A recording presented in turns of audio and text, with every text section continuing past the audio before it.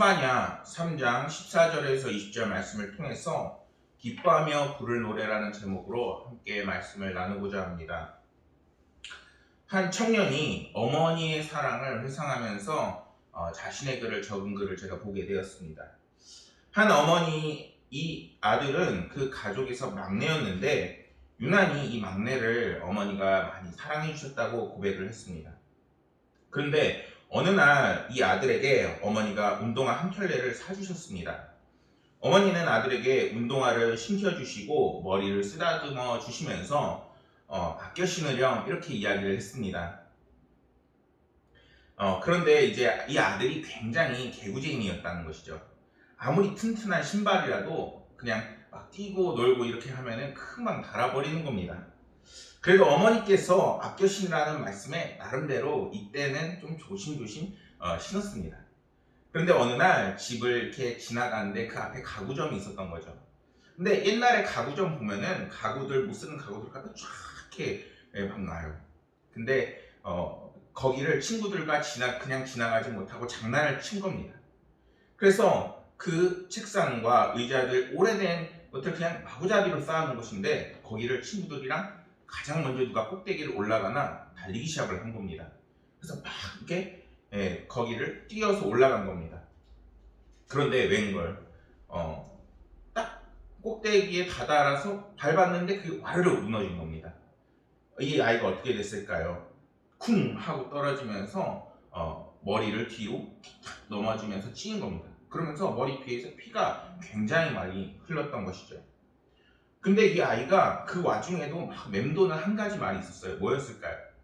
내 신발 이런 겁니다. 바로 어머니가 사주신 신발이 계속 마음에 걸렸습니다. 뒤로 넘어지면서 운동화 한 짝이 어디론가 사라져 버린 것이죠. 어머니의 아껴 신으렴 그 말이 머릿속에서 떠나지 않았습니다. 어린 마음에 아픈 것도 잊을 정도로 어머니에게 혼이 날 것이라고 많이 두려움이 찾아왔습니다. 소란스러운 소리를 듣고 어머니가 막 달려왔는데 아들이 피투성인 거예요. 그러니까 그 아들을 안고 막 뛰어가고 병원을 간 겁니다. 엄마 품에 안겨서 정신을 잃은 아이가 깨어나자마자 무엇을 찾았느냐? 엄마 제 신발 어디 있어요? 이렇게 찾은 겁니다. 그러니까 어머니가 이렇게 대답했습니다. 걱정하지 마. 엄마가 찾아 놓았어. 이렇게 대답을 한 겁니다. 아들이 이렇게 다치지 않은 것만으로도 감사하다고 엄마는 이야기했는데 그것을 몰랐던 아들은 이제는 그 마음을 모르고 오히려 신발을 찾고 있었다는 그런 이야기입니다. 근데 이 글 밑에 어떤 딱 명언이 있는데 이 명언이 있습니다. 이제 미국 100달러 그림에 있는 사람입니다. 벤저민 프랭클린인데 이 사람이 사랑받고 싶다면 사랑하라. 그리고 사랑스럽게 행동하라. 라는 명언을 남겼습니다. 근데 저는 이 예화를 보고 이 명언을 보는데 어울리지 않다라는 생각을 하게 됐어요. 왜냐하면 예수님을 생각했기 때문인 것이죠. 어머니가 아들을 조건 없이 안아주고 그리고 그 아들이 다치자 막 병원에 달려가자 저는 그 모습을 보면서 예수님이 생각이 났습니다. 하나님이 생각이 났어요. 하나님은 어떠시냐? 우리를 조건 없이 사랑하시고 그리고 때로는 우리에게 가야 할 그 길을 지도하시고 그리고 십자가에 달려 돌아가시사 죽기까지 우리를 사랑하셨던 분이 바로 예수 그리스도입니다. 우리는 그런 사랑을 잘 잊어버리고 그 사랑의 무게를 잘 모르면서 살아가고 있지만 지금도 하나님은 이 땅에 우리에게 예수 그리스도를 보내주시고 지금도 우리에게 크신 사랑을 이미 베푸셨습니다. 오늘 함께 나눈 말씀에서 14절 말씀을 보면은 시온에 따라 노래할지어다 이스라엘아 기쁘게 부를지어다 라고 말씀은 전하고 있습니다. 여기에서 시온의 딸 이스라엘 그리고 예루살렘의 딸은 모두 같은 의미를 가지고 있습니다. 바로 하나님의 백성들 이스라엘 백성들을 이야기하는 것이죠. 그런데 이 말씀은 단순히 그때 당시에 스바냐 말씀 당시에 이스라엘 백성들만을 의미하는 것이 아니에요. 지금 이 말씀이 바로 예언서의 말씀이기 때문에 이 말씀을 보고 있는 영적 이스라엘 그러니까 오늘날의 모든 그리스도인들을 향하여 기뻐하며 노래 부를지어다 라고 지금 우리에게 선포하고 있는 것입니다. 그래서 시온에 따라 노래할지어다, 이스라엘아 기쁘게 부를지어다, 예루살렘에 따라 전심으로 기뻐하며 즐거워할지어다는 오늘날 우리를 향하여 기뻐하며 찬양할 것을 이야기하고 있는 것입니다. 특별히 스바냐 선지자는 노래할지어다, 기쁘게 부를지어다, 전심으로 기뻐하며 즐거워할지어다 라고 세 단계에 걸쳐서 말씀을 전하고 있습니다. 그리고 그 세 단계가 점진적으로 크게 찬양할 것을 이야기하고 있죠. 그 말은 우리 가운데 계속해서 주님이 주시는 기쁨과 은혜가 계속해서 넘쳐야 되고, 그리고 그것이 커질 것임을 이야기하고 있는 것입니다. 그렇다면 성경이 이처럼 우리들에게 전심으로 즐거워하라, 기뻐하라고 요구하는 그 이유는 무엇일까요? 15절 말씀을 보면은 여호와가 내 형벌을 제거하였고 내 원수를 쫓아내고 이스라엘 왕 여호와가 내 가운데 계시니 내가 당하는 그 화를 당할까 두려워하지 아니할 것이라 라고 말씀하고 있는 것입니다. 하나님께서 우리와 늘 함께 하시고 계시기 때문에 오늘날에 있는 그 모든 고난과 어려움과 슬픔과 어려움이 이제는 주님을 의지하고 나아간 하나님의 백성들에게 하나님의 은혜로 채워지게 되는 것입니다. 사실 그리스도인이라고 해서 세상에서 어떠한 환난도 안 당하고 모든 것이 형통한 것은 아닙니다. 오히려 그 믿음을 지키는 삶을 살기에 오히려 상처를 받고 속상한 일이 발생을 하고 오히려 더 힘든 조건에서 살고 있는 삶이 오히려 그리스도인의 삶일 것입니다. 그런데 이런 악한 세상에서 우리가 시련과 핍박과 고난을 이제는 하나님이 함께 하시고 동행하심으로 우리의 문제에 관심을 가지시고 이제는 함께 하신다고 말씀하고 계시는 것입니다. 그렇기 때문에 주님은 언제나 우리에게 때로는 친구처럼, 때로는 우리의 해결자로서, 또 때로는 구원자로서 우리와 함께 하심을 분명하게 말씀하고 계십니다. 언약의 백성들에게 노래하며 기쁘게 부르며 진심으로 기뻐하며 즐거워하여 하라는 것을 이제는 우리가 실천해야 하는 삶이 되는 것입니다. 이와 유사한 장면이 어디에도 나오느냐? 바로 빌립보서에도 나와 있습니다. 빌립보서는 굉장히 짧은 책입니다. 총 4장밖에 안 돼요. 근데 이 안에 기쁨과 관련된 그 표현과 권면이 몇 번이나 나오냐? 바로 11번이나 나오게 됩니다. 이처럼 기쁨을 권면하는 것을 보면은 당시 사도 바울이나 이 빌립보 교회가 뭔가 상황이 굉장히 좋았을 것이라고 생각이 들어요. 성경을 읽다 보면. 근데 실제로는 굉장히 상황이 안 좋았습니다. 사도 바울은 이 서신을 로마 옥중에서 옥에 갇혀 있을 때 썼고, 그리고 이것을 받는 빌립보 교회도 그 안에 평안함과 안락함과는 거리가 먼 상황이었습니다. 빌립보서는 옥중 서신으로 분류되는 책인데 당시 사도 바울은 이 상황 속에서 고난을 당하고 있었지요. 빌립보 교회는 이제 빌립보서 1장 8절을 보면은 이렇게 말씀합니다. 무슨 일에든지 대적하는 자들 때문에 두려워하지 아니하는 이 일을 듣고자 함이라.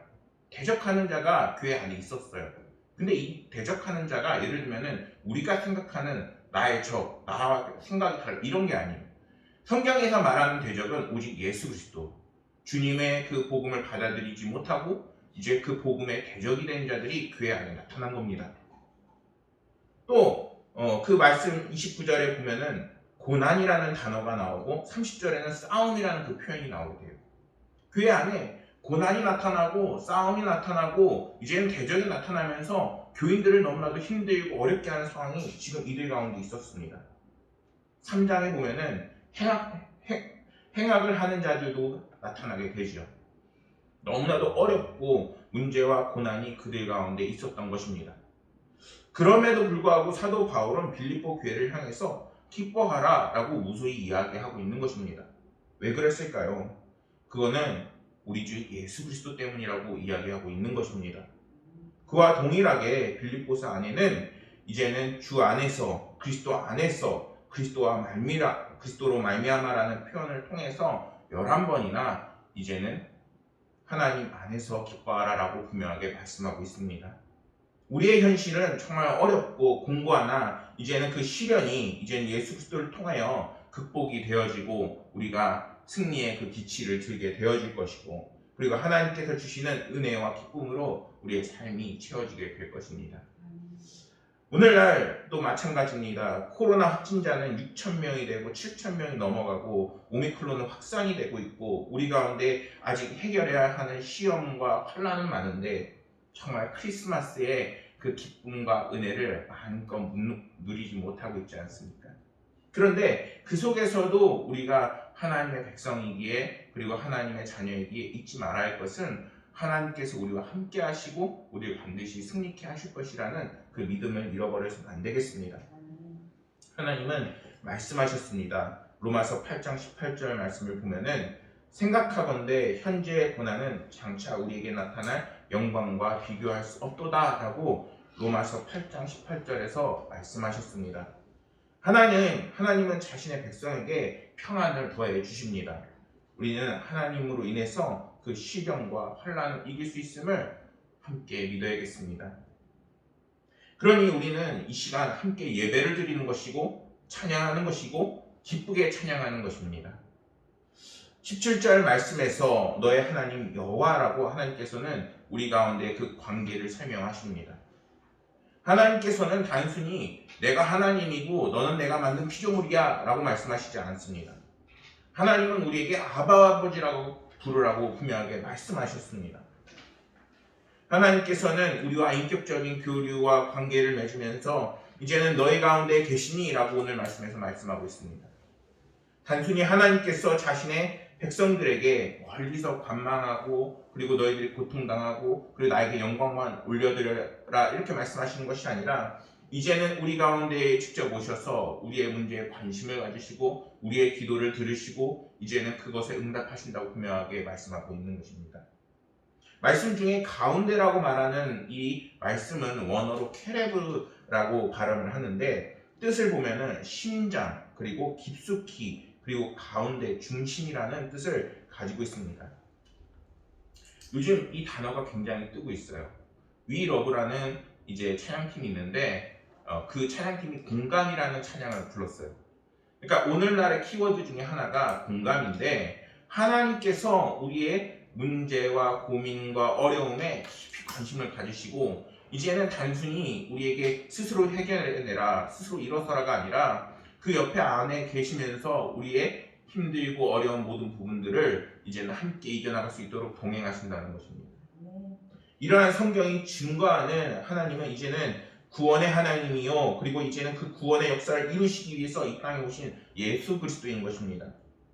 예를 들어서 출애굽기 말씀에서 이스라엘 백성들이 애굽에서 고통을 당하자 하나님께서는 이렇게 말씀하셨습니다. 출애굽기 3장 8절 말씀에서 내가 내려가서 그들을 애굽인의 손에서 건져내고 그들을 그 땅에서 인도하여 아름답고 강대한 땅, 젖과 꿀이 흐르는 땅, 곧 가나안 족속, 헷 족속, 아모리 족속, 브리스 족속, 히위 족속, 여부스 족속 지방에서 데려가려 하노라 이렇게 말씀합니다.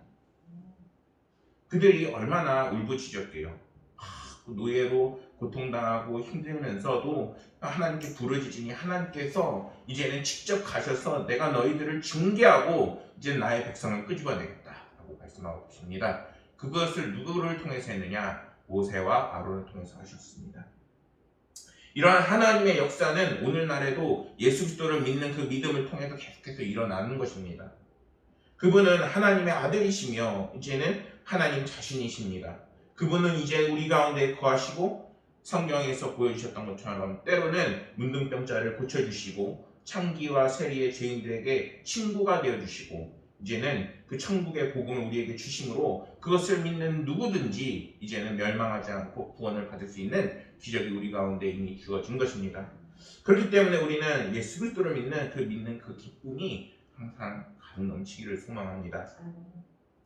에드워드 모트라는 37세의 목수가 있습니다. 그는 캐비넷 제조 공이었습니다. 젊은 시절 그는 일하면서 열등의식과 그리고 반항심, 원망에 많이 사로잡힌 사람이었습니다. 겨우 이런 공장에서 망치나 두들기며 내가 이렇게 있어야 되는 것인가? 이렇게 생각을 했던 것이죠. 내 부모는 내게 왜 이런 삶을 주는 것인가? 그에게는 소망이 없고 불평과 불만이 가득했습니다. 그런 어느 추운 겨울날 런던 거리를 배회하던 그가 길가의 작은 교회에 들어가서 그 예배를 드리게 됩니다. 그때 당시에 존 하이아트라는 목사님이 요한복음 3장 거듭나는 도리에 대해서 설명을 했습니다.